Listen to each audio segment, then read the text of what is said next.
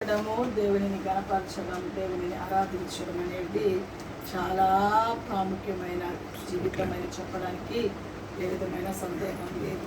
సమయమందును అసమయమందును ప్రభుని స్తుతించడం అనేది ప్రభు సన్నిధిలో మన జీవితాన్ని సమర్పణ చేసుకొని త్యాగం చేసుకొని ముందుకు వెళ్ళడం. మనము ఆయన మన జీవితాలలో చేసే మేలని జ్ఞాపకం చేసుకొని ఆయనకి ఎంత స్తుతించినా ఆయన రుణం మనము తీర్చలేము. మన బ్రతుకు దినాలన్నీ స్తుతించినా ఆయన రుణాన్ని మనం తీర్చలేము అని చెప్పడానికి ఏ విధమైన సందేహం లేదు. అందుకే దావీదు తన రాజ్యంలో స్తుతించడానికి, పాటలు పాడడానికి, వాయిద్యాలు వాయించడానికి, కీర్తించడానికి చాలామంది ప్రజలని ఏర్పాటు చేసినట్లుగా చూస్తూ ఉన్నాం.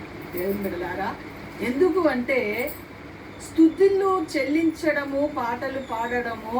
అందుకే స్తుతించుటకు, పాడుటకు మొదలు పెట్టగా శత్రు సైన్యముల పైన జయం దేవుడు ఇచ్చినట్లుగా యెహోషాపాతు అనుభవంలో మనం చూస్తూ ఉన్నాం. స్తుతించడం, పాటలు పాడడం అనేది మన బ్రతుకులో చాలా గొప్ప ఆయుధం. మనకది శత్రువుల పైన జయం పొందడానికి గొప్ప ఆయుధం అని చెప్పడానికి ఏ విధమైన సందేహం లేదు. ఇప్పుడు ఇంతవరకు సాక్ష్యాలు మనం విన్నాం కదా. కుమారుడు రాగానే మాతో పంచుకున్నారు. ఒక్కనికే శక్తి సరిపోవడం లేదు కనుక సంఘాన్ని ఏర్పాటు చేసుకున్నాను. అవును, నిజమే. ఎంత పోరాడతామండి. ఒక కట్ట ఎంతసేపు మండుతుందండి? అదే కొన్ని కట్టెలు మండుతూ ఉంటే ఒక కట్టె ఆరిపోయినా ఇంకొక కట్టె మండడానికి అవకాశం ఉంటుంది. అందుకే ఎప్పుడు చెప్తాను ఏమంటే సంఘ ప్రార్థన చాలా అవసరము. కలిసి ప్రార్థన, ఇద్దరి ప్రార్థన, కలిసి ప్రార్థన, సంఘ ప్రార్థన చాలా అవసరమని ఎందుకు చెప్తున్నానంటే ఒక్కరిగా విడిపోయి ఏమీ సాధించలేరండి. ముఖ్యంగా ఈ రోజులలో అపవాది భయంకరంగా చెలరేగుతున్న దినములలో మనం ఉంటుండగా ఒక్కరి ప్రార్థన ఎంత మాత్రం సరిపోదు. సంఘంగా కలిసి ప్రార్థన చేస్తేనే మన బ్రతుకులో ఆ కలిసి ప్రార్థన ద్వారా ఆ మంట అనేది మన ఇంటిలో ఉన్న అపవాది కార్యాలు, మన ఒంటిలో ఉన్న అపవాది కార్యాలు, మన పిల్లల మీద వేధిస్తున్న అపవాది కార్యాలు అన్నీ కూడా విడుదల పొందడానికి అవకాశం ఉంటుందని చెప్పడానికి ఏ విధమైన సందేహం లేదు. కాబట్టి దేవుని పిల్లలమైన మనము దేవుని సన్నిధిలో నిత్యము సహవాసము మానకుండా ప్రార్థనలో గడపడానికి ప్రయాసపడాలని ప్రభు పేరిట మనవి చేస్తూ ఉన్నాం. అందుకే దావీదు తన రాజ్యంలో పాడడానికి, కీర్తించడానికి కొంతమందిని ఏర్పాటు చేసినట్టుగా దేవుని యొక్క లేఖనం రాయబడి ఉంది. అందుకే చూడండి 75వ కీర్తన మొదటి నుంచి కొన్ని మాటలు చదివితే అక్కడ దేవుని బిడ్డలారా, దావీదు రాజ్యంలో ఆసాపు కీర్తించేవాడిగా, స్తుతించేవాడిగా, పాటలు పాడేవాడిగా ఉన్నట్లుగా చూస్తూ ఉన్నాం. పెద్ద గుంపులో ఆసాపు ఒక ప్రధాన గాయకుడుగా ఆ రాజ్యములో వెలిగించబడుతున్నట్లుగా చూస్తూ ఉన్నాం. అందుకే చూడండి ఆసాపు రాసిన కీర్తనలో 75వ కీర్తన. దేవా, మేము నీకు కృతజ్ఞతాస్తుతులు చెల్లించుచున్నాము. దేవా, నేను నీకు కృతజ్ఞతాస్తుతులు చెల్లించుచున్నాము. నీవు సమీపముగా ఉన్నావని. అది ఎందుకు కృతజ్ఞతాస్తుతులు చెల్లిస్తున్నారంట? నీవు సమీపంగా ఉన్నావని కృతజ్ఞతాస్తుతులు చెల్లించుచున్నాము. నరులు నీ ఆశ్చర్య కార్యములను వివరించుదురు. నేను యుక్త కాలమును కనిపెట్టుచున్నాను. నేనే న్యాయమును బట్టి తీర్పు తీర్చుచున్నాను. భూమియు దాని నివాసులందరూ లయమగునప్పుడు నేనే దాని స్తంభములను నిలుపుదును. చాలా పరిశుద్ధమైన తండ్రి, నీ ఘనమైన ఉన్నతమైన పరిశుద్ధమైన నామాన్ని బట్టి నీకు స్తోత్రాలు చెల్లిస్తున్నాను. చదవబడిన లేఖన భాగముల నుంచి సూటిగా తేటగా నాతో మాట్లాడండి స్వామి. వాక్కు వెల్లడి అవ్వచ్చుండగా ప్రతి మాట ప్రతి గుండెల్లో నిప్పు కణములుగా చొచ్చుకొని వెళ్ళునట్టు, క్రియారూపంలో కార్యసిద్ధి జరుగునట్టు నీ కృప దయచేసి నడిపించి ఘనత, మహిమ, ప్రభావములు మీరే తెచ్చుకోండి పేర్కొన్నాం తండ్రి. ఆమేన్ చెప్దాం అందరము.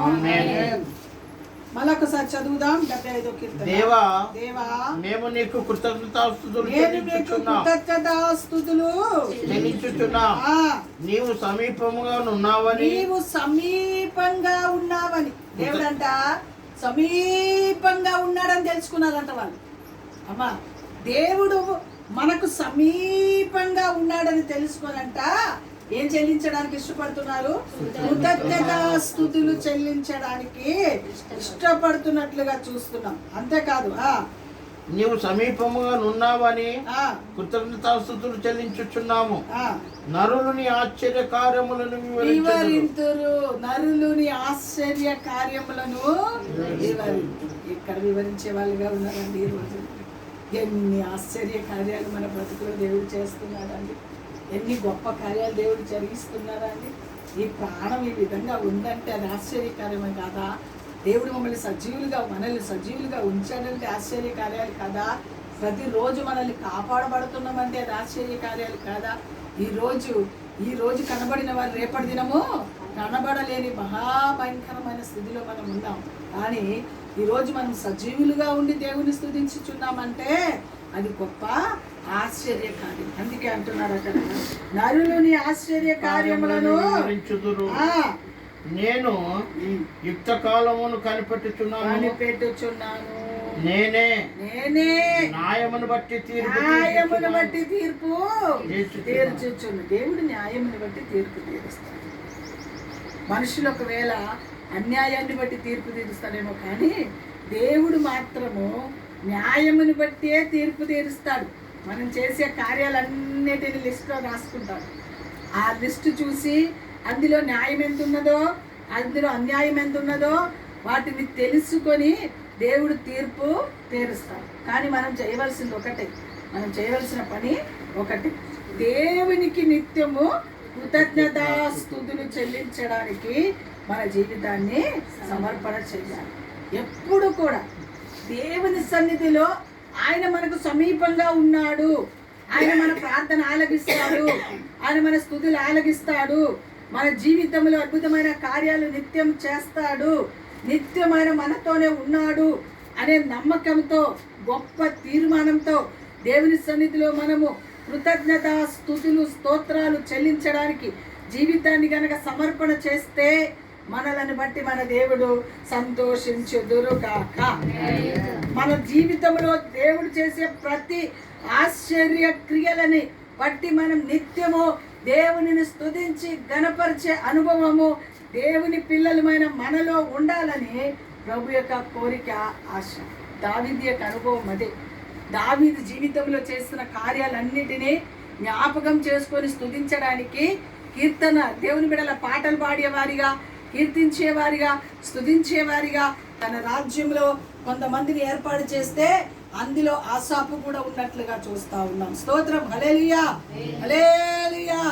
అందుకే పాటలు పాడేవారు, స్తుతించేవారు, దేవుని సన్నిధిలో ప్రార్థించేవారు దేవుని మందిరంలో కావాలని ఎందుకు కోరుకుంటున్నారు అంటే, ప్రతి విధమైన వాటిలో నుంచి విడుదల పొందాలంటే స్తుతుల ద్వారా, ప్రార్థన ద్వారా, దేవుని సన్నిధిలో సహవాసం ద్వారా అనేకమైన వాటిలో నుంచి మనం విడుదల పొందడానికి అవకాశం ఉంటుంది. శత్రువు ఎలా చెరలేగుతుందండి? రోజు భయంకరమైన శత్రువు లోకం మీద చెలరేగుతూ ఉండగా వాటిలో నుంచి ప్రతి శత్రు పోరాటం, దావీదు చుట్టూ శత్రువులే కదా, అందులో నుంచి విడుదల పొందడానికి కేవలం ఆయన వాడుకున్న ఆయుధం ఏంటంటే ప్రార్థన, స్తుతులు, కీర్తన.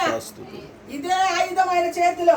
ఆయన కత్తి పట్టలేదు, దేవుని బిడ్డలారా, గన్ను పట్టలేదు, ఆయన ఏ విధమైన యుద్ధోపకరణం ధరించలేదు. కానీ దేవుని నామములో స్తుతించడానికి తన జీవితాన్ని సమర్పణ చేసుకున్నాడు. స్తోత్రించడానికి, కీర్తనలు పాడడానికి, ప్రార్థన చేయడానికి, మందిరాన్ని ప్రేమించడానికి, దైవ కార్యాలు చేయడానికి ఆయన సమర్పణ చేసుకొని, ఆయనే కాదు ఆయనతో కూడా కొంతమంది గుంపులని దేవుడు తయారు చేసి ఆయన రాజ్యంలో వారిని నిలబెట్టినట్లుగా చూస్తున్నాం. ఎందుకంటే చుట్టూ ఉన్న శత్రువుల పైన జయం పొందాలంటే కేవలం స్తుతులు, ప్రార్థన, కీర్తనల ద్వారానే నాకు జయం కలుగుతుందని తన బ్రతుకులో అట్టి వారిని లేవనెత్తి అట్టి వారికి దేవుని బిడలారా సమయాన్ని కేటాయించి అట్టి వారిని ప్రోత్సహించి ఎవరు పాటలు పాడేవారు, స్తుతించేవారు, దేవుని గణపరిచేవారు, దేవుని సన్నిధిలో బలంగా సాగిపోయేవారని ఆయన ఆలోచన చేసి తన రాజ్యంలో కొన్ని గుంపులని దేవుడు ఏర్పాటు చేసినట్లుగా చూస్తా ఉన్నాం. వాటి ద్వారానే తనకున్న శత్రువు పైన జయము పొందుకున్నట్లుగా చూస్తా ఉన్నాం. ఈ రోజు అది తక్కువైంది కనుకనే అపవాది మన మీద దాడి చేస్తున్నాం. గుర్తు పెట్టుకోవాలి మనం. అవి తక్కువ అవుతుంది కనుక స్తుతి ఎక్కడ తగ్గుతుందో, ప్రార్థన ఎక్కడ తగ్గుతుందో, సహవాసం ఎక్కడ తగ్గుతుందో ఖచ్చితంగా అపవాదికి చోటించిన వారం అవుతాము.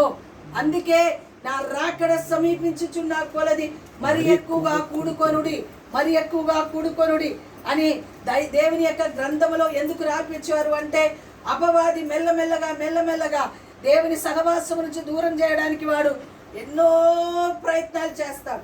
ఎన్నో రకాలైన భయంకరమైన త్రోవలు మనకు చూపిస్తూ ఉంటారు. అందులోనికి వెళ్ళకుండా స్తుతించడానికి, ప్రార్థించడానికి, దేవుని గణపరచడానికి, సహవాసంలోకి వెళ్ళడానికి, ప్రభువుని ఆరాధించడానికి మనం ఎంతగా సమయాన్ని కేటాయిస్తామో మనము మన కుటుంబం క్షేమంగా, సుఖంగా, సంతోషంగా ఉండగల ధన్యత దేవుడు మనకు అనుగ్రహించును గాక. దావీదు సూత్రం అదే. దావీదు కేవలం ఆ పనే చేశాడు. అందుకే ఆ గుంపులో ఆసాపును కూడా పెట్టినట్లుగా చూస్తా ఉన్నాం. అందుకే ఆసాపు కృతజ్ఞతాస్తుతులు మేము చెల్లించుచున్నామయ్యా, నరులు నీ ఆశ్చర్య కార్యములు వివరిస్తారయ్యా అని ఆ కీర్తన భాగాన్ని రాసినట్లుగా చూస్తా ఉన్నాం. దేవుని బిడలారా, దేవుని పిల్లలు మన జీవితంలో కూడా ఎప్పుడు కూడా దేవుని పిల్లలు మనం దేవుని కృతజ్ఞతాస్తుతులు స్తోత్రాలు చెల్లించడానికి జీవితాన్ని సమర్పణ చెయ్యాలని ప్రభు పేట మనం చేస్తున్నాం. చూడండి కీర్తన 85వ కీర్తన 9వ వచనం చూడండి. ఎంత చక్కటి మాట. స్తుతించినప్పుడు, కీర్తించినప్పుడు, స్తుతించినప్పుడు, గణపరిచినప్పుడు మన బ్రతుకులో ఎలాంటి కార్యాలు దేవుడు చేస్తాడో ఖచ్చితంగా దేవుని యొక్క లేఖనంలో చక్కగా రాపించినట్లుగా చూస్తా ఉన్నాం. మన దేశములో మహిమ నివసించినట్లు. అది మన దేశం అంటే మట్టి కాదులో మనుషుడు. మనలో మహిమ నివసించాలి. స్తుతులు చెల్లించినప్పుడు దేవుని మహిమ మనలోకి వస్తుంది. పాటలు పాడేటప్పుడు దేవుని మహిమ మనలోకి వస్తుంది. ప్రార్థన చేసినప్పుడు దేవుని మహిమ మనలోకి వస్తుంది. సహవాసంలో గడిపేటప్పుడు దేవుని మహిమతో నింపబడతాము. అందుకే కదా స్తుతి స్తోత్రాలు ఎప్పుడు మన నోట ఎక్కడికి వెళ్ళినా స్తుతులు, స్తోత్రాలు, సహవాసాలు. దేవుని బిడలారా, ఎప్పుడు సహవాసంలో గడపడం అనేది చాలా దేవునికి ఇష్టమైన కార్యం. ఎప్పుడు కూడా దేవుడు మన జీవితాలలో ఇష్టపడేది ఏంటంటే నా పిల్లలు ఎప్పుడు నాతో గడపాలి, నాలోనే ఉండాలి. నాకు వేరుగా ఉండి ఏమి సాధించలేరు. దేవుని వాక్యం సెలవిస్తుంది, నాకు వేరుగా ఉండి మీరేమియో సాధించలేరు. మీరు రానుద్దేశించిన ఎడల నా యొద్దకే రావాలను. చప్పలు కొట్టి కనపరచు. మీరు రానుద్దేశించిన ఎడల నా యొద్దకే రావాలను. మీరు నాకు వేరుగా ఉండి ఏమియో ద్రాక్షావళి నేను తీగలు మీరు నాలో అంత కట్టబడి ఉంటేనే ఫలించడానికి అవకాశము ఉంటుందని దేవుని లేఖనం సెలవిస్తుంది. దేవునికి వేరే చూడండి, ఆ తీగని అది నరికి పక్కకేస్తే అది ఎండిపోతుంది కదా. అందులో అంటగట్టబడి ఉన్న తీగ మాత్రమే ఫలించడానికి అవకాశం ఉంటుంది. ఒక చెట్టు యొక్క కొమ్మనే తీసి పాడేస్తే అది వాడిపోతూ ఎండిపోతూ పనికి రాకుండా పోతుంటే సృష్టికర్త అయిన దేవునితో సహవాసం లేని వారు ఎండిపోతారు. వారు ఏమాత్రం ఫలభరితం గల బ్రతుకు వారిలో ఉండదు. 3 రోజు ఫాస్టింగ్ ప్రేయర్ కదండి. సహవాసములో ఉంటే కదా మన బ్రతుకులు ఆశీర్వాదాలు. సహవాసములకు వస్తే కదా దేవుని ఆశీర్వాదాలు. ఎక్కడ దొరుకుతుంది చూడండి. ఇప్పుడు సాక్ష్యం విన్నాం. ఎగ్జామ్ కొరకు నిజంగా కుమారుడు వచ్చి చక్కగా దేవుని మాట విని దేవుని సన్నిధిలో ప్రార్థన చేయించుకున్నారు. రాయను మొండికేసిన అటువంటి వారిలో కూడా ఆ ప్రార్థన క్రియ జరిగించినట్టు ఎంత అద్భుతం కదా. టైం వేస్ట్ అనుకుంటాం, మనం టైం వేస్ట్ అనుకుంటాం, ఇంకేమేమో అనుకుంటాం, ఏ పని లేదు వీళ్ళకి అనుకుంటాం కదా. ఒక్కరి బ్రతుకులో కార్యం చేసిన కదా. ఒక్కరి బ్రతుకులో ఒక్క వ్యక్తిని మార్చినా చాలు కదా. అది పాస్ అయినా దేవుడరుగా కానీ రాశాడంతే. రాయడం దేవుని కృప. మొండికేసిన వ్యక్తి 3 రోజుల ముందే వచ్చి భయం లేకుండా రాయడం అంటే అది దేవుడు చేసిన కార్యాలు కదా. అందుకే అంట నేను, మీరు ఏమైనా చేయండి, ఏదైనా వ్యర్థం అవుతుందేమో కానీ ఏ రోజు ప్రార్థన వ్యర్థం కాదు. ప్రార్థన వ్యర్థము కాదు. ప్రార్థన ఏ రోజు మనం దేవుని దగ్గర కన్నీరు కార్చే కన్నీటి పొట్టు ఏ రోజు వ్యర్థం కానియడు. కుమార్తె తల్లి కూడా చెప్తా ఉంది, బాధ నిజమే కదండి. ఆ కుమారులు పిల్లలు బాగాలేకపోతే ఎంత బాధ తల్లికి. గుండె వేదన అది అనుభవించిన వాళ్ళకే అర్థమవుతుంది. అది అనుభవించి ఆ కార్యం నిజంగా ఆ బిడ్డ కన్నీటిని కూడా దేవుడు చూశాడు. తల్లి కన్నీరు నిజంగా అండి. అందుకే ఆస్టర్ అంటారు కదా, అగస్టర్ అంటారు కదా, నా తల్లి కన్నీటి ప్రార్థనలో ఈ మందిరంలోకి కొట్టుకొచ్చానంట సాక్ష్యం ఇస్తాను.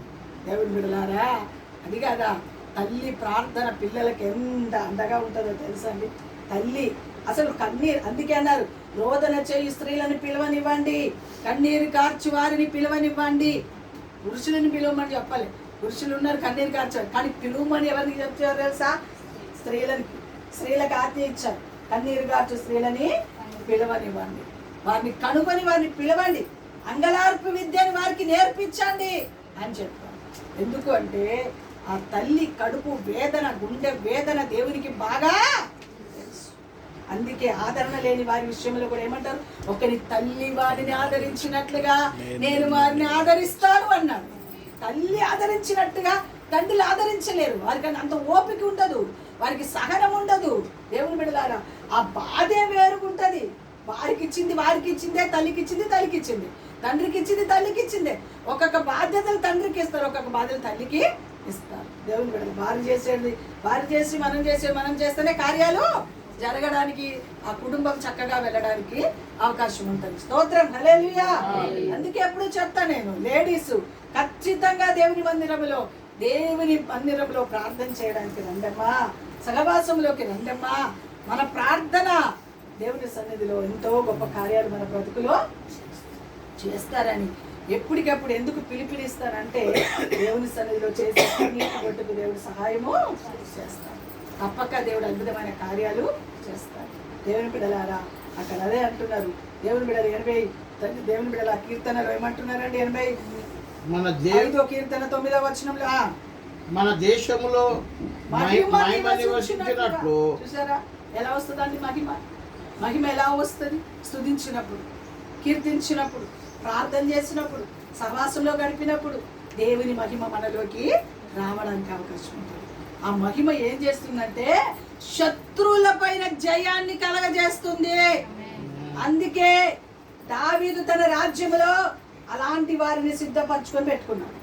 ఆయుధం యుద్ధం చేసేవారిని కాదు, పాటలు పాడేవారిని, కీర్తించేవారిని, స్తుతించేవారిని, తెరపరిచేవారిని, ప్రభు సన్నిధిలో ప్రార్థనా పరులని సిద్ధపరచుకొని పెట్టుకున్నాడు తన చుట్టూ. ఎందుకంటే తన చుట్టూ ఉన్న శత్రువుల పైన జయం పొందాలంటే ఇలాంటి వారు నాకు కావాలి. ఇప్పుడు సంఘపక్షములో కూడా దేవుని బిడలారా అనేక ఆత్మల రక్షణ పొందాలంటే ప్రార్థనా పరులు కావాలి, స్తుతించేవారు కావాలి, కీర్తించేవారు వందల మంది ఆడవాళ్ళు ఉన్నారు మన సంఘంలో. కానీ దేవుని సన్నిధిలో ఆత్మల భారం కలిగి ప్రార్థన చేసేవారు కనబడరండి. అందుకే కదా మన బ్రతుకులు ఇలాంటి పరిస్థితులు కలుగుతున్నాయి. దేవుని సన్నిధిలో మన జీవితాన్ని సమర్పణ చేసుకుంటూ నా వంతు ప్రార్థన నేను చేస్తాను. అందుకే దేశంలో మహిమ నివసించినట్లు ఆయన రక్షణ ఆయనకు భయపడు వారికి సమీపముగా ఉన్నది. చూసారా రక్షణ? అమ్మా ఏ రక్షణ? శత్రువుల పైన రక్షణ. ఆయనకు భయపడే వారికి అది సమీపంగా ఉంటదంట. చూసారమ్మా, అది దూరంగా ఉండదు. ఎలాంటి భయంకరమైన పరిస్థితి మన బ్రతుకులో వచ్చినా మనల్ని రక్షించడానికి మన పక్కలోనే ఉంటుంది ఆ రక్షణ. అందుకే స్తుతించడానికి, కీర్తించడానికి, మన బ్రతుకుని కృతజ్ఞత స్తుతులు చెల్లించడానికి జీవితాన్ని సమర్పణ చేస్తే, మహిమతో మనం నింపబడితే ఆటోమేటిక్గా రక్షణ మన పక్కలోనే ఉంటుంది.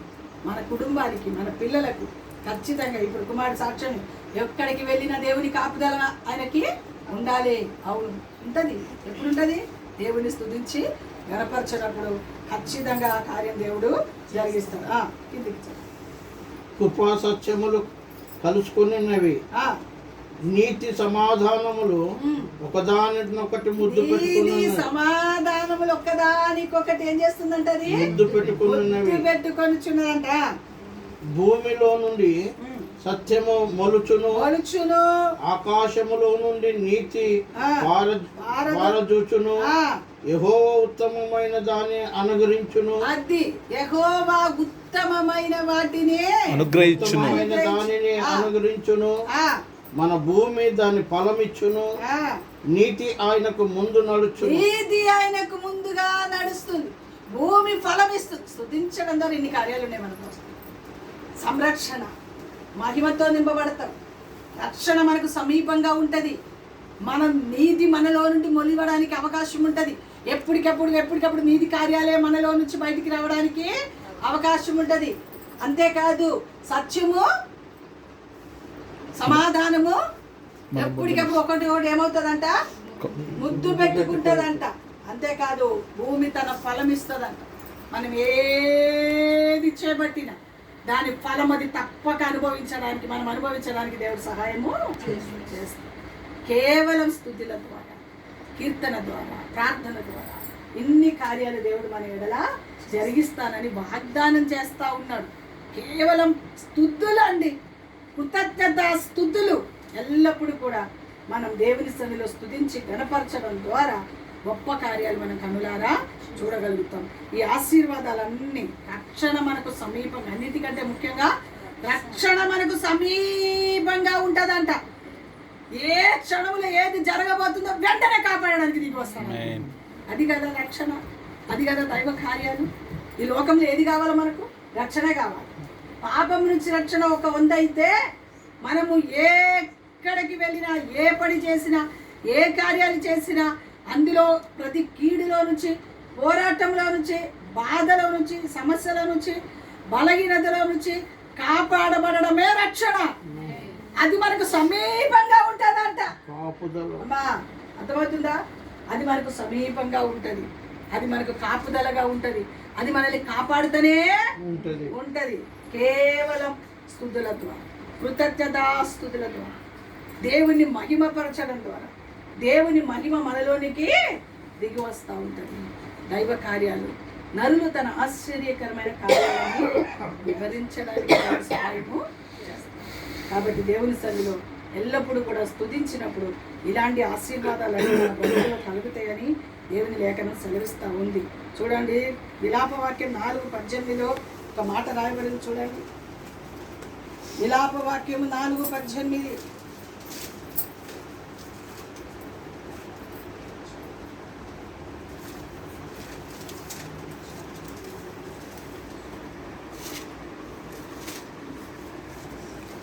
రాజవీధులలో మేము నడవకుండునట్టు విరోధులు మా జాడలను బట్టి వెంటాడుదురు. మా అంత్యదశ సమీపమాయను, మా దినములు తీరిపోయినవి, మా అంత్యదశ వచ్చేయున్నది. అమ్మా, మన అంత్యదశ ఏమైందండి? వచ్చే ఉన్నది. ఇంకా మనము బ్రతికేస్తాం, కొనేస్తాం, పాడేస్తాం, అది చేస్తాం, ఇది చేస్తాం అనే రోజులు మనకు లేవు. అంత్యదశ వచ్చే ఉన్నది. రాజవీధిలో తిరగకుండా ఆ సమయం మనకు వచ్చేది, రానే వచ్చింది. ఎంత చక్కటి మాట. విరోధులు మా అడుగు జాడలను బట్టి, విరోధులు మా అడుగు జాడలను బట్టి వెంటాడుదురు. చూసారండి, అపవాది ఏం చేస్తుందట? వెంటాడుతూనే ఉన్నారండి. ఇంట్లోనే ఉన్నారు, ఏం కలుగుతుంది అని అనుకోవద్దు. ఇంట్లో ఉన్న అపవాది మనల్ని ఏం చేస్తుంటది? వెంటాడుతూనే ఉంది. చూసారా, విలాపవాక్యంలో దేవుని బిడ్డలారా, ఇర్మియా ప్రవక్త ద్వారా రాయబడిన మాటలు ఎంత చక్కటి మాట. విరోధులు మన అడుగుజాడలమ్మా కనిపెడతా ఉంటారు, కనిపెడతారండి. విరోధులు మన అడుగుజాడలు ఏం చేస్తున్నారండి? అందుకే విశ్వాసులకు శ్రమ, విశ్వాసులకు శ్రమ, నిందలు, అవమానములు, పోరాటాలు, ఇవన్నీ దేవుని బిడ్డలారా భయంకరమైన పరిస్థితులు. ఈరోజు మనము ఏదో చేసేద్దామనే రోజులు కావిది. మనకు మన విశ్వాస బ్రతుకు కాపాడుకుంటూ, ఏ రోజుకి ఆ రోజు విశ్వాసాన్ని కాపాడుకుంటూ, భక్తిలో బ్రతుకుతూ, స్తుతులు చెల్లిస్తూ, కీర్తనలు పాడుతూ, ప్రార్థన చేస్తూ, ప్రభు కొరకు బ్రతుకుతూ, ప్రభువులో సాగిపోవడానికి, ప్రభు ఇచ్చే సమయాన్ని మనం వాడుకోవడానికి ప్రయాస. ఇంకా సమయం ఉందిలే, రేపు ఇంకా 10 సంవత్సరాలు నేను బ్రతికేస్తాంలే, అప్పుడు చూస్తాంలే. కళ్ళు గుడ్డి అయిపోయినాక, చెవుడు అయిపోయినాక, కాలు చేతులు పని చేయనప్పుడు అప్పుడు దేవుడు అని పోతాంటే ఎవరు కావాలి? నీ కుండి కళ్ళు ఎవరికి కావాలి? అంతా బాగున్నప్పుడే ఎవరిని స్తుతించాలి? దేవుణ్ణి మహిమపరచాలి. ఆయన మహిమ మనలోనికి వచ్చేటట్టుగా చూడాలి. మన విరోధులంట మన అడుగు జాడలు ఏం చేస్తున్నారంట? వెంటాడుతున్నారండి. ఇరిమియా చెప్తున్నాడు, విరోధులు మీ అడుగు జాడలనే. ఇంట్లోనే ఉన్నాం కదమ్మా, ఇంట్లోనే ఉంటాం మనం. ఇంట్లో విరోధి లేదంటారా? ఇంట్లో శత్రువు లేదంటారా? ఇంట్లో అపవాది లేదంటారా? ఇంట్లోనే, ఇంటి నుంచే భయంకరమైన పరిస్థితి. ఇంకా మన జీవితాలు ఉన్నాయిలే, చాలా రోజులు ఉన్నాయిలే అనుకునే రోజులు ఇవ్వు కావు. భయంకరమైన పరిస్థితి కనబడతాం. ఎప్పుడేం జరుగుతుందో మనకు తెలియదు. ఎక్కడ ఎప్పుడు ఏది జరిగినా మన ఆత్మ రెప్పపాటున ప్రభు యొద్దకు చేరును కాక. ఆమేన్. వాటి కొరకు సిద్ధపడాలి మనం. వాటి కొరకు దేవుని మహిమతో నింపబడాలి. వాటి కొరకు ఆయన ఆశ్చర్య కార్యములు వివరిస్తూ కనపరుస్తూ మహిమపరుస్తూ సాగిపోవడానికి ప్రయాస మరి చదువుగా. మమ్మను తరుమువారు ఆకాశమున ఎగురు పక్షిరాజుల కన్నా వడిగలవారు. అమ్మా, వాళ్ళు బలం లేదనుకుంటున్నారా మీరు? అందుకే వారికంటే ఎక్కువగా బలవంతులుగా మనం మార్చబడాలి. వారికంటే ఎక్కువ శక్తివంతులుగా మార్చబడాలి. అది గర్జించి సింహం వలె మనల్ని మృంగాలని తిరుగుతుంటే మనం ఇంకా గొప్ప ఉన్నతమైన శక్తివంతులుగా మార్చబడడానికి స్తుతి, స్తోత్రాలు, పాటలు, కీర్తనలు, దేవుని సన్నిధిలో ప్రార్థన, సహవాసంలో గడపాలి. మనం మండుతూ ప్రకాశిస్తున్న వారిగా ఉంటే అది మన దగ్గరికి రావడానికి అవకాశం. అలాంటి వారు ఎలాంటి వారంటది? ఆకాశములో ఎగురు పక్షిరాజు కంటే వడిగలవారు. పర్వతముల మీద వారు మమ్మను తరుముదురు. అరణ్యమందు మా కొరకు పొంచియుందురు. చూసారండి, అక్కడో ఒక చోట వాడు పొంచి ఉంటాడు. అందుకే మన చేతిలో మనం చిక్కుకోకుండా ఏం చేస్తుండాలి? తప్పించబడుతూ ఉండాలి, విడిపించబడుతూ ఉండాలి, కాపాడబడుతూ ఉండాలి. అమ్మా, కొన్ని సందర్భంలో దాగి ఉండవలసిన పరిస్థితి కూడా వస్తుంది మనకు. ఎలియానే దాక్కోవడానికి వెళ్ళిపోయాడు ప్రవక్త. అమ్మా, బయలు ప్రవక్తలను చంపిన గొప్ప ప్రవక్త ఏమయ్యాడు? దాగి ఉండడానికి. ఆకాశంలో అగ్ని రా అంటే వచ్చింది, వర్షం రాదంటే రాలేదు, కుమ్మరించమంటే అలాంటి గొప్ప దైవజనుడే ఒకానొక సందర్భంలో దాగి ఉండవలసిన పరిస్థితి వచ్చింది. నువ్వు పలానా చోటకి వెళ్ళి దాగి ఉండని దేవుడే పంపించాడండి. పలానా చోటకి వెళ్ళి దాగి ఉండని శత్రువు మనల్ని పొంచి మనల్ని తరమడానికి ప్రయత్నిస్తూ ఉండగా కొన్ని సందర్భంలో ఎదిరించే శక్తి ఇస్తాడు. కొన్ని సందర్భంలో ఎదిరించలేక పారిపోయి దాక్కోవలసిన పరిస్థితి కూడా మనకు. ఆ సందర్భంలో ఏం చేయాలంటే ఏమి మారుమాట మాట్లాడకుండా చక్కగా ఎక్కడైతే దేవుడు వెళ్ళమంటే అక్కడికి వెళ్ళి దాగి ఉంటే, కెరీతు వాగు దగ్గరికి రొట్టె మాంసం ఎంత ఇష్టం అండి కాకులకు. రొట్టె మాంసం ఎంత ఇష్టం. దేవుడు సెలవిచ్చినందుకు, వెళ్ళినందుకు, పంపించినందుకు ఆ కాకి కూడా ఆ మాంసాన్ని, రొట్టెని ముట్టలేకపోయింది. దేవుని విడదాగా దేవుడు పంపిస్తే ఖచ్చితంగా వెళ్ళడము ఆశీర్వాదం. దేవుడు పంపించిన సునేమిరాలకి గొప్ప జయాన్ని ఇచ్చాడు. దేవుడు పంపకుండా వెళ్ళినామే నష్టపోయింది. గుర్తుపెట్టుకోవాలి, ఈ 2 వాక్యాలు చాలా గుర్తుపెట్టుకోవాలి. దేవుని చిత్తంలో ఇది వద్దు అంటే వద్దు, దేవుని చిత్తంలో కావాలంటే కావాలి, అంతే. ఆ రెండింటిని మనం గుర్తుపెట్టుకోవాలి. దేవుని చిత్తములో అమ్మేయమంటే అమ్మేయాలి, దేవుడి చిత్తములో ఇది వద్దు అంటే వద్దే వద్దు. దేవుని చిత్తములు ఎందుకు వద్దు, ఏమొద్దు, ఇది కట్టుకోవచ్చా, ఉండొచ్చా, పోవచ్చా, కొనొచ్చా, ఇవన్నీ క్వశ్చన్ మార్కులు వద్దు. దేవుడు ఏదైతే చెప్పాడో ఆ మాటకి మనం ఇదేదో చూపుతాయనే. అసలు ఏది ఆ ప్రవక్తనే ఎందుకు వెళ్ళాలయ్యా? నేను అక్కడికి ప్రార్థన చేసి అగ్ని వచ్చింది, బయలు ప్రవక్తలందరూ చంపేశాను, వర్షం కుమ్మరించబడింది, వర్షం రాదంటే రాలేదు, నేనెందుకు పోవాలి అని క్వశ్చన్ వేసాడా? వేయలే. ఒక్క మారు మాట మాట్లాడకుండానే నువ్వు కెరీతు వాగు దగ్గర వెళ్ళి దాగి ఉండు, నేను నిన్ను అక్కడ పోషిస్తానన్నాడు. చప్పటి పట్టి కనపరచు. వెళ్ళుమన్న దేవుడు, పోషిస్తానన్న దేవుడు పోషించాడా లేదా? పోషించాడు కదా. ఆ రోజు చేసిన దేవుడు ఈ రోజు చెయ్యడా? కాకపోతే ఆ రోజు ఆ దైవజనులు దేవుని మాటకి లోబడ్డారు. ఈ రోజు మనము దేవుని మాటకి లోబడతలేదు. అందుకే అక్కడికి ఇక్కడికి తేడా జరిగేది అదే. అక్కడికి ఇక్కడికి జరిగే పనులు ఏంటంటే ఇదే. నష్టం కలుగుతుంది అంటే మన లోబడలేని స్వభావాలను బట్టే మనకు నష్టాలు.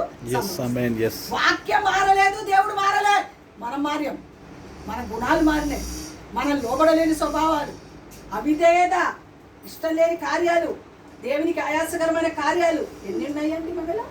లెక్క పెడితే ఎన్నో అన్ని కాదు. స్తోత్రం. హల్లెలూయా, హల్లెలూయా, హల్లెలూయా, హల్లెలూయా, హల్లెలూయా. దేవుని కార్యాలు మనం కన్నులారా చూడాలంటే దేవుని మాటకి లోబడాలి. ఆమేన్. అది మన అడుగు జాడలని, శత్రువు మన అడుగు జాడలని ఏం చేస్తుందండి? ఒడి అడిగా చూస్తా ఉన్నానండి. ఆకాశములో ఎగురు పక్షి రాజు కంటే గొప్ప బలంతో అది మనల్ని చూస్తాం. పొంచి ఉన్నది. ఇంకా పర్వతముల మీద వారు మమ్మను తరుముదురు, అరణ్యమందు మా కొరకు పొంచియుందురు. అరణ్యంలో అది మన కొరకు ఏం చేస్తుందండి? పొంచి ఉన్నదండి, పొంచి ఉన్నది.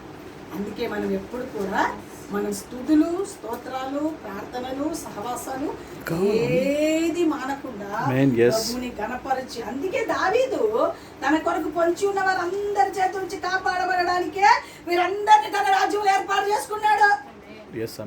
దేవుని బిడ్డలారా, దేవుని వాక్యం ఎలా ఉందో వాక్యం ప్రకారం ఒక్కరి సంగతి మనకు అనవసరం అండి.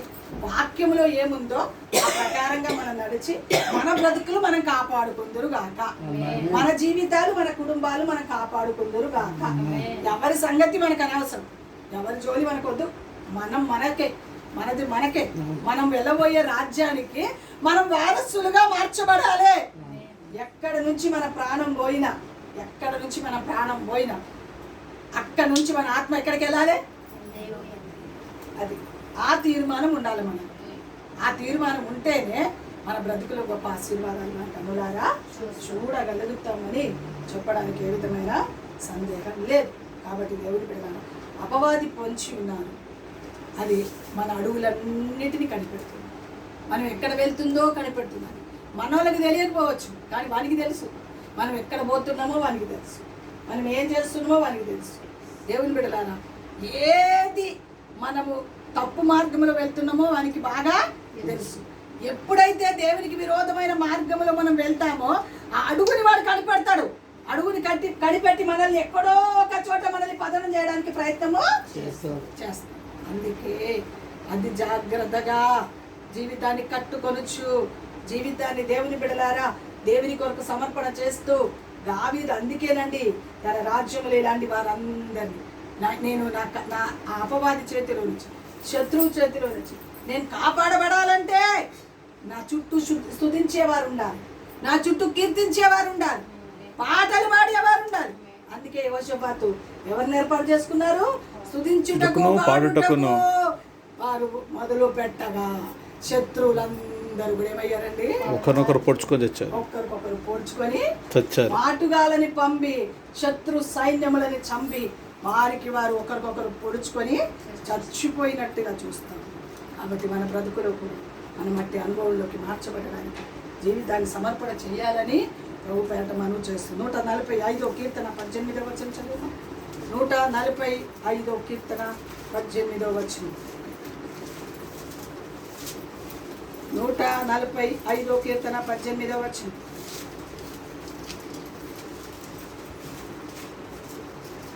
తనకు మొరపెట్టు వారికి అందరికి, తనకు నిజముగా మొరపెట్టు వారికి అందరికి యెహోవా సమీపముగా ఉన్నాడు. అది తనకు మొరపెట్టు వారందరికి. మొరబెట్టు వారని వదిలేచ్చు కదా, మళ్ళా నిజంగా మొరబెట్టు వారని ఎందుకు చెప్పాలి కదా? అంటే మొరబెట్టేవారు ఉన్నారు, నిజంగా మొరబెట్టేవారు కూడా ఉన్నారు. అంటే ఎవరికి సమీపంగా ఉంటా అంటున్నాడు? నిజముగా మొరపెట్టు వారికి. అది ఆ పాయింట్ పట్టుకోవాలి మనం. మొరబెట్టేవారు ఉంటారు, దేవా నీకు స్తోత్రమయ్యా, నా కాతరమయ్యా, ఆమెనయ్యా, నా కుటుంబాన్ని, నా పిల్లలని ఆయన దీవించా వెళ్ళిపోయేవారు ఉన్నారు. అది కాదు దేవుడు కోరుకుంటాడు. నిజంగా మొరబెట్టు వారికి నేను సమీపంగా ఉంటాను ఉన్నాడు.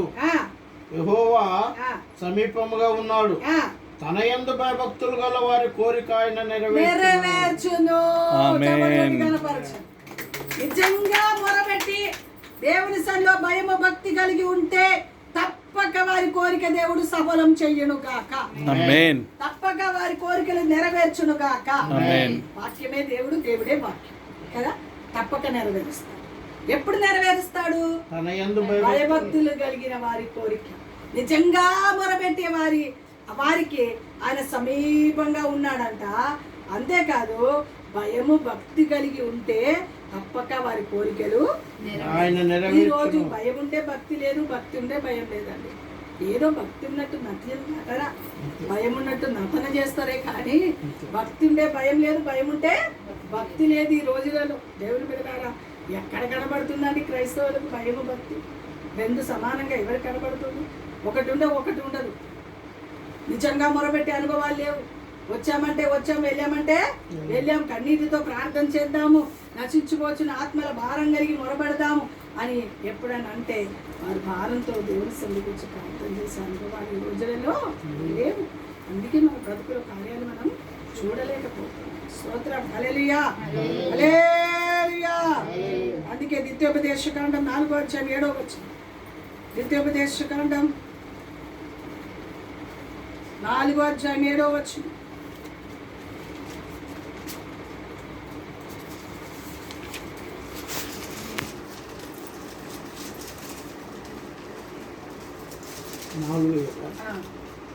ఏలయనగా మనము ఆయనకు మొరపెట్టినప్పుడల్లా, అది ఏలయనగా మనం ఆయనకు మొరపెట్టినప్పుడల్లా మన దేవుడైన యెహోవా మనకు సమీపముగా ఉన్నట్టు మరి ఏ గొప్ప జనమునకు ఏ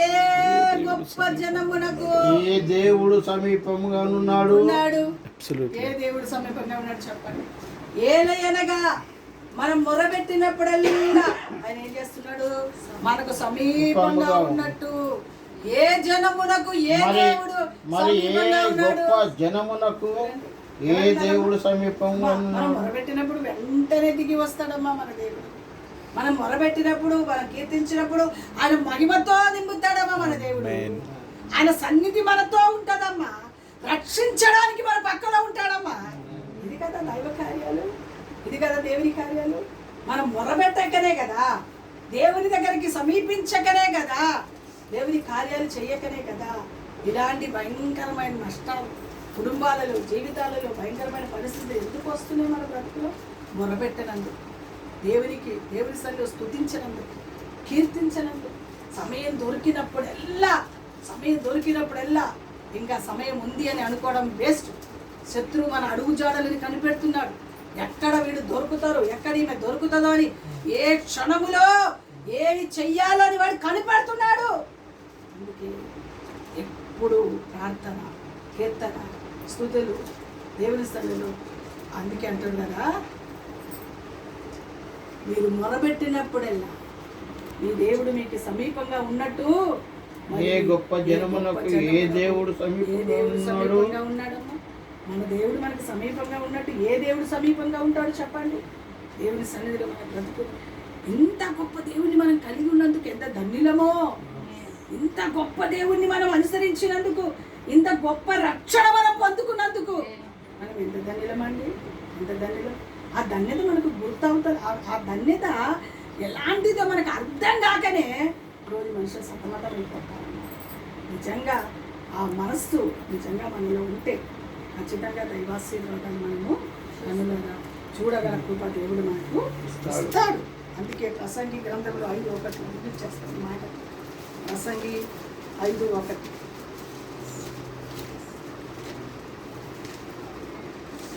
ప్రసంగి గ్రంథం సొలొమోను రాజు చెప్తున్న మాట. నీవు దేవుని మందిరమునకు పోవునప్పుడు నీ ప్రవర్తన జాగ్రత్తగా చూచుకోవాలి. మందిరంలోకి వెళ్ళేటప్పుడు అమ్మా ప్రవర్తన జాగ్రత్తగా చూసుకోవాలి. బుద్ధిహీనులు అర్పించున్నట్లుగా బలి అర్పించుట కంటే బలి అర్పించుట కంటే సమీపించి ఆలకించుట శ్రేష్టము. ఆలకించడం శ్రేష్టమైన కార్యం. వారు తెలియకే దుర్మార్గపు పనులు చేయుదురు. అది వారు తెలియకనే దుర్మార్గపు పనులు చేయుదురు. నీవు దేవుని సన్నిధిని ఆలోచనగా పలుకుటకు నీ హృదయమును త్వరపడనీయక నీ నోటిని కాచుకొమ్ము. కాచుకోవాలి. నోటిని ఈ రోజు మనం ఏం చేసుకోవాలమ్మా? దేవుని సన్నిధికి వచ్చి దేవుని మందిరానికి వచ్చి దైవ కార్యాలు చేస్తూ నోటిలో కళ్ళం లేకపోతే ఎలా ఉంటుందండి జీవితాలు? నోటిని కాచుకునే అనుభవాలు ఉన్నాయి మన బ్రతుకులు. ఇక్కడ విన్న మాట ఇక్కడే వదిలేసే స్థితి ఉందా మనకు? ఇక్కడ విన్న మాట ఇక్కడే వదిలేసాను. ఎప్పుడైనా ఎవరైనా సరే ఏదైనా బాధ కలిగి ఏదైనా చిన్న చిన్న మాటలు మాట్లాడినప్పుడు అది మోసుకెళ్ళి ఇంకొకరికి చెప్పడానికి వీలు లేదు. ఎంత ఘోరాధిఘోరమైన స్థితి అండి ఈరోజు క్రైస్తవుల జీవితాలు. ఇప్పుడు నలుగురు ఉంటారండి, క్లోజ్గా ఉంటామని చెప్పి ఏదో కొన్ని మాటలు మాట్లాడుతూ ఉంటారు. అవునా కదా? ఎవరైనా మాట్లాడతారు. ఏ బాధ కలిగినా బాధ వాళ్ళతో పంచుకుంటూ ఉంటారు. ఆ మన మధ్యలోనే ఉంటారు వాళ్ళు. ఆ మాట తీసుకెళ్ళి ఇంకొకరికి చెప్పేస్తారు. అందుకే అంటారు చొప్పుడు మాట చేదు అంటారు. కొంతమంది చొప్పుడు మాట వినే చెడిపోతున్నారు, విశ్వాస జీవితాన్ని పాడు చేసుకుంటున్నారు కదా. ఎంత ఘోరాధిఘోరమైన పరిస్థితి అండి. మందిరానికి వస్తారు, నోటిని కాచుకోరు, నోటికి కాపుదల లేదు, కళ్ళెం లేదండి. ఎక్కడ వింటారండి? ఎక్కడ ఆశీర్వాదాలు? ఎక్కడ జీవితంలో ఆశీర్వాదాలు ఉంటాయి చెప్పండి ఒకసారి. ఉంటుందా? అక్కడ అంటున్నారు, నువ్వు సమీపించి దేవుని మాట ఆలగించడం శ్రేష్టమైన కరమైన బ్రతుకు. మందిరంలోకి వెళ్ళినప్పుడు నీ ప్రవర్తనని జాగ్రత్తగా చూసుకోవాలి. మందిరానికి వెళ్తున్నా, నేను దేవుని వాక్యం వింటున్నాను, దేవుని ఆరాధన చేస్తున్నాను, అయ్యోయ్యో ఈ మాటలు మాట్లాడడము తప్పు, ఇలా చెప్పుకోవడము తప్పు, ఇలా ఒకరి మీద ఒకరు మాట్లాడుకోవడము తప్పు అని ఎప్పుడైనా మనం అర్థం చేసుకొని సాగిపోతేనే. ఇప్పటి వరకు బిడ్డలు సాక్ష్యం చెప్పారు కుమార్తె, ఎప్పుడు కూడా ఎవరి విషయాలు మేము ఇప్పటి వరకు మాట్లాడుకోలేదు. ఒకవేళ మాట్లాడితే క్షమించాలి. ఒకరికి కాదు కానీ ఒకవేళ దైవ సేవకులు దేవుని వాక్యం ద్వారా మాట్లాడినప్పుడు అది మీరే మాట్లాడారని కాదు, ఎవరో ఒకరు ఉంటారు అక్కడ, వారి కొరకు దేవుడు మాట్లాడుతూ ఉంటారు. వారు సరి చేసుకుంటే సరే, సరి చేసుకోకపోతే వారి జీవితము భయంకరమైన పరిస్థితి అనుభవిస్తారు. భయంకరం అంటే భయంకరం. ఇంతో అంత కాదండి ఆ శిక్ష ఇంతో అంత కాదు. ఇప్పుడు బాగానే ఉన్నట్టు అనిపిస్తాం మనకు, రేపటి దినం తప్పక శిక్షకు పాత్రులు అవుతారు. ఖచ్చితంగా ఆ శిక్ష అనుభవించకుండా తప్పదండి. ఎందుకంటే అపవాది మన వెంటనే ఉన్నాడు. నువ్వు అపవాదికి లోబడుతున్నావని లెక్క. ఇక్కడదక్కడ అక్కడదిక్కడ దేవుని బిడలారా, ఆ యొక్క మాటలు మాట్లాడి అసలు మాట్లాడింది ఒకటి ఉంటుంది, వెళ్ళి చెప్పేది ఇంకా 4 మసాలాలు కలిపి చెప్తారా? ఎలా ఉంటుంది పరిస్థితి? ఆ చెప్పుడు మాట చేదుగా వాళ్ళు మార్చబడి వారి హృదయాలలో పనికిరానిదన్నీ విత్తబడి ఆ ఆత్మ దేవుని సన్నిధికి రాకుండా ఆటంకపరిచిన వారిగా ఉంటే వారు నిజంగా ఎంత మహాపాపం అనుకుంటారండి. ఎంత మహాపాపం అండి వారు, ఎంత మహాపాపం. అది ఒక్క ఆత్మ దేవుని సన్నిధికి రాకుండా అడ్డుపరిస్తే ఎంత మహాపాపం చేసి పాపం మూట కట్టినట్టు కదా. అందుకే ప్రసంగి గ్రంథకర్త జ్ఞాని అయిన సొలొమోను అంటాడు, నువ్వు మందిరంలోకి వెళ్ళినప్పుడు నీ ప్రవర్తన జాగ్రత్తగా కాపాడుకో.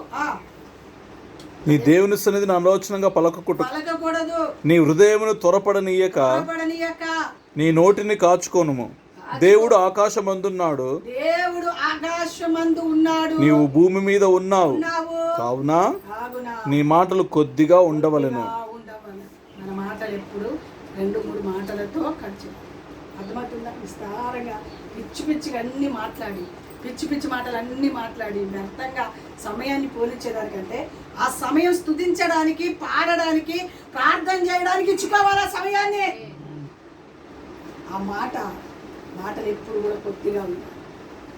అందుకే సమీపించి దేవుని మాట ఆలగించడము మంచిదని చెప్పారు. దేవుని మందిరంలోకి వెళ్ళినప్పుడు మన ప్రవర్తనని ఏ రోజుకి ఆ రోజు జాగ్రత్తగా కాపాడుకోవాలమ్మా. అనాలోచనగా ఎప్పుడు పిచ్చి ఆలోచనలు పెట్టుకొని మందిరంలో కూర్చోకూడదు. వాళ్ళ మీద వీళ్ళ మీద చెప్పుకుంటూ మందిరంలో కూర్చోకూడదు. వ్యర్థమైన మాటలు పలుకుతూ వ్యర్థమైన కార్యాలు చేస్తూ మందిరంలో కూర్చోడానికి వీలు లేదు. దేవుని సన్నిధి, దేవుని బిడ్డలారా, ఈరోజు ఎక్కువగా సమయం వాటి కొరకే ప్రజలు ఇస్తున్నారు కాబట్టి భయంకరమైన నాశనాన్ని కొని తెచ్చుకుంటున్నారు. ఇప్పుడు కనిపించేది మనకు ఆ భయంకరమైన శాపం. రానున్న రోజులో మన పిల్లలు కూడా భయంకరమైన శాపాలు అనుభవిస్తారండి. ఇప్పటితో 4 రోజుల జీవితం మురుపు కాదు ఇది. మనం చేసిన మంచి 7 తరాలు ఉంటుంది అంట, మనం చేసిన చెడు కూడా 7 తరాలు ఉంటుంది. పిల్లల తరాలు కూడా ఆ చెడు ఆ శాపం ఏలుబడి జరగడానికి అవకాశము ఉంది.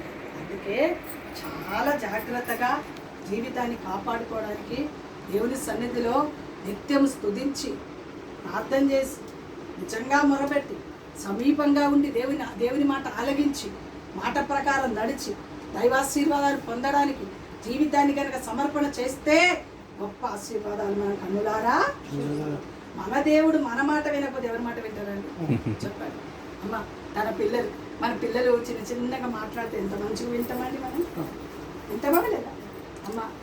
మన కొరకు రక్తం కార్చి ప్రాణం పెట్టి కొన్న మన దేవుడు మన విలువ దేవుని మీద వెండి బంగారముల చేత మనకి విమోచన కలగలేదండి. అమూల్యమైన క్రీస్తు రక్తము ద్వారా నీకు నాకు విమోచన కలగచేశాడు. ఆఖరి వరకు ఆయన ప్రాణం పెట్టి కొన్నాడు మనల్ని. ప్రాణం పెట్టి కొన్న పిల్లలు అయ్యా నా బ్రతికిదయ్యా, నా బాధ ఇదయ్యా, నా సమస్య ఇదయ్యా, నా పోరాటం ఇదయ్యా అని మనం మెల్లని స్వరముతో ప్రభు దగ్గర కూర్చొని ఉచ్చరించి అట్లా ఇట్లా మాట చాదుతున్నదో ప్రార్థన చేసే అవసరం లేదమ్మా. అయ్యా నా పరిస్థితి ఇదయ్యా, నా బాధ ఇదయ్యా, నా గుండె వేదన ఇదయ్యా, నా పరిస్థితి ఇదయ్యా, దిక్కు దశ లేకుండా ఉన్నాయా అని 2 మాటలు మనం అడుగుతూ ఉంటే ఆయన మనకు సమీపంలో వచ్చి మనల్ని ఆదరించాడు. నిజంగా మొరపెట్టు వారికి సమీపంలో బలపరిచాడు, ఆదరిస్తాడు, లేవనెత్తుతాడు, ప్రేమిస్తాడు, చంకల పెడతాడు. ముతిమి వచ్చి వరకు చంక పెట్టుకొని వాడను నేను. మన పిల్లలు 5 సంవత్సరాల వరకు ఎత్తుకుంటామా లేదు? 5 సంవత్సరాలు అయితే రే ఇంత బరువు అయిపోయాక ఎత్తుకోవడానికి కూడా శాతం. కానీ మనం 100 సంవత్సరాలైనా మన దేవుడు మన చంక పెట్టుకుంటాం. అది మన దేవుని యొక్క శక్తి, మన దేవుని యొక్క బలం. ఆయన ఆకాశం అందు ఉన్నాడు, మనం భూమి మీద ఉన్నాం. మనం చేసే మంచిది, మనం చేసే సంతోషకరం దేవునికి ఇష్టమైన కార్యాలు, మనం చేసే ప్రార్థన, మనం చేసే స్తుతులు, మనం చేసే ఆరాధన అందుకోవడానికి ఎదురు చూస్తూ ఉంటాడు ఆయన. అది కదా దైవ కార్యాలు, అది కదండి దేవుని కృప, అది కదా దేవుని సన్నిధి. అందుకే వ్యర్థంగా అనాలోచనగా పిచ్చి పిచ్చి మాటలు మాట్లాడి మందిరంలోకి వచ్చి నువ్వు ప్రార్థన చేసినా వినడు. అమ్మా వినడు తల్లి, వినడయ్యా. పిచ్చి పిచ్చిగా వాళ్ళ మీద వీళ్ళ మీద చెప్పుకొని తిరుగుతూ అనాలోచనగా దేవుని మందిరానికి వచ్చి నువ్వు ప్రార్థన చేసిన నీ ప్రార్థన వినడు గాక వినడు. అందుకే వ్యర్థమైన ఆలోచన కాకుండా సమీపించి దేవుని మాట ఆలగించుట శ్రేష్టం అన్నాడు. సమీపించి ఏం చేయాలి మనము? దేవుని మాట ఆలగించి, అమ్మో అందులో ఏమైనా పొరపాటు ఉందనుకో ఆ వాక్యం మన దగ్గరకు వస్తుండగానే, మీకే కాదండి వాక్యం చదువుతున్నప్పుడు కూడా ప్రభువా ఈ వాక్యంలో నాలో తీసివేసేది ఏమని ఉంటే ఇదిగో ఇప్పుడు తీసేస్తున్నానయ్యా అని మేము కూడా అలాగే ప్రార్థన చేస్తేనే మేము బోధించే మాటలు మీ బ్రతుకులో కార్యం చేస్తాడు దేవుడు. అంతేగాని మేము ఏదో గొప్ప వాళ్ళమని కాదు మీకు బోధించేది, మేము పరిశుద్ధులమని కాదు. మాలో కూడా ఉంటాయి చిన్న చిన్న అపవిత్రత అనేది, అంటే చిన్న చిన్న పొరపాట్లు అనేది మాలో కూడా ఉంటాయి. అందుకే ప్రతిరోజు దేవుని పాదాల దగ్గర కూర్చొని ప్రభువా మా అవిధేయతలు క్షమించాయి, మా పాపాలు క్షమించాయి, మా దోషాలు మా అతిక్రమాలు క్షమించాయి అని ప్రతిరోజు ప్రభు పాదాల దగ్గర ఎందుకు కూర్చుంటామంటే ముఖ్యంగా మమ్మల్ని మేము కడుక్కున్నాక మీకు బోధించాలి. స్తోత్రం, హల్లెలూయా. అప్పుడు ఆ బోధ మీ మైండ్కి ఎక్కడానికి, మీరు మార్చబడడానికి, మీ బ్రతుకులో కార్యాలు జరగడానికి అవకాశం ఉంది. అందుకే వ్యర్థమైనది మాట్లాడకుండా సమీపించి దేవుని మాట ఆలగించి దైవ కార్యాలను దేవుని స్తుతించి దేవుని గణపరిచి దైవ కార్యాలు చేయడానికి జీవితాన్ని సమర్పణ చేసుకొని సాగిపోవుదురు కాక. దావీదు రాజ్యంలో అట్టి వారిని పెట్టుకున్నారు కనుక చివరి వరకు శత్రువుల పైన జయం పొందుకున్నారు. మన అడుగు జాడలని వెంబడిస్తున్న ఆ యొక్క దేవుని బిడలారా, గొప్ప బలమైన శత్రువుల చేతిలో నుంచి అడుగడుగున మనం కాపాడబడడానికి, విడిపింపబడడానికి, దేవుని చేత రక్షింపబడడానికి, విడుదల పొందడానికి మనలో ఉండవలసింది కృతజ్ఞత, స్తుతులు, స్తోత్రాలు. ప్రభు దగ్గర సమీపించి దేవుని మాటలు వినడం, ప్రభుని స్తుతించి గణపరచడం, నిజంగా మొరబెట్టడం. అప్పుడు దేవుడు దిగి వచ్చి మన ఏదైనా కార్యాలు చేస్తారు. దేవుని కొరకు జీవితాన్ని సమర్పించుకుని మందిరానికి వెళ్ళుచున్న మనం అనాలోచనగా వ్యర్థమైన మాటలు మాట్లాడకుండా, పిచ్చి పిచ్చి తలంపులు కలిగి ఉండకుండా దేవుని సన్నిధిలో ప్రవర్తనని జాగ్రత్త పరచుకొని మందిరంలోకి వెళ్ళి దేవుని సన్నిధిలో ప్రార్థన చేస్తూ, విజ్ఞాపన చేస్తూ, నశించిపోచిన ఆత్మల కొరకు ప్రార్థన చేస్తూ దేవుని సన్నిధిలో మనం సాగిపోతే ఆ సృష్టికర్త దేవుడు మనం మొరబెట్టినప్పుడల్లా మన దేవుడు మనకు సమీపంగా ఉన్నట్టుగా మరి ఏ జనులకు ఏ దేవుడు సమీపంగా ఉన్నాడు. అవును, ఎవరున్నారండి ఈ రోజులో? దేవుడు మనకు సమీపంగా ఉన్నట్టుగా ఏ జనులకు ఏ దేవుడు సమీపంగా లేదు. కాబట్టి వాటిని తెలుసుకొని రక్షింపబడిన మనం జీవితాన్ని సమర్పణ చేసుకొని మన జీవితాన్ని స్తుతించడానికి, స్తోత్రించడానికి, సహవాసంలో ఉండడానికి, ప్రార్థన చేయడానికి, దేవుని దగ్గరికి సమీపించి ఆయన మాట వినడానికి, నిజంగా మొరబెట్టడానికి జీవితాన్ని సమర్పణ చేస్తూ సాగిపోదురు కాక. ఇంటి మాట మన వినికిడిలో ఆశీర్వదించి దీవించును కాక. దేవుడు తన మాట దీవించును కాక.